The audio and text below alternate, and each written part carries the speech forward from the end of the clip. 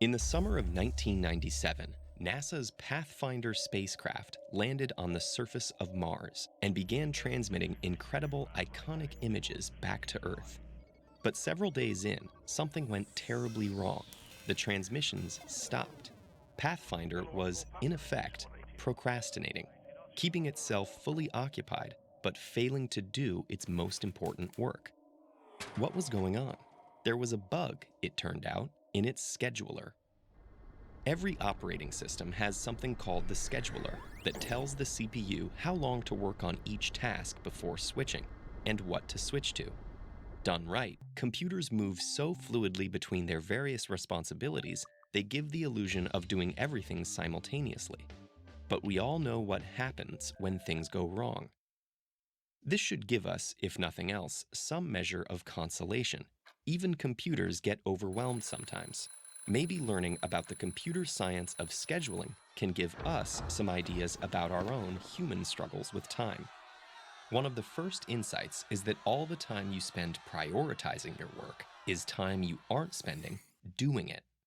For instance, let's say when you check your inbox, you scan all the messages, choosing which is the most important. Once you've dealt with that one, you repeat. Seems sensible, but there's a problem here. This is what's known as a quadratic time algorithm.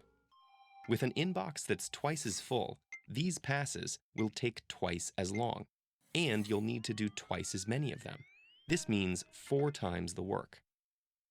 The programmers of the operating system Linux encountered a similar problem in 2003.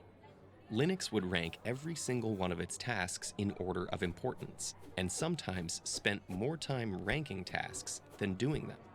The programmer's counterintuitive solution was to replace this full ranking with a limited number of priority buckets. The system was less precise about what to do next, but more than made up for it by spending more time making progress. So with your emails, insisting on always doing the very most important thing first could lead to a meltdown.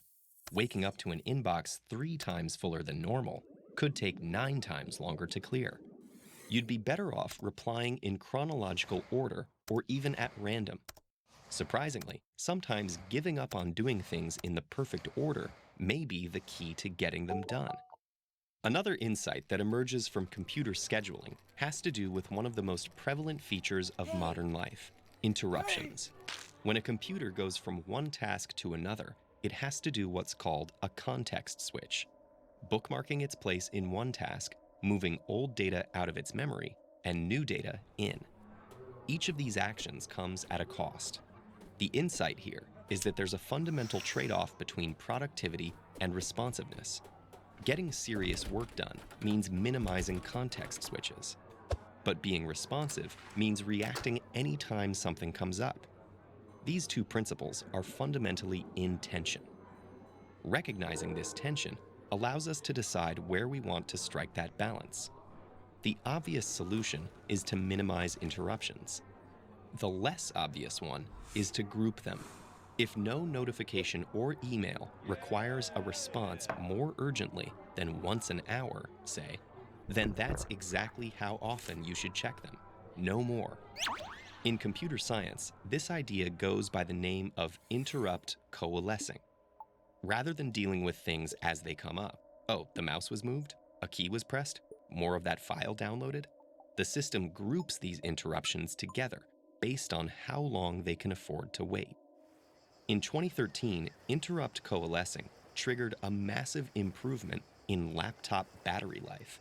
This is because deferring interruptions lets a system check everything at once, then quickly re-enter a low-power state.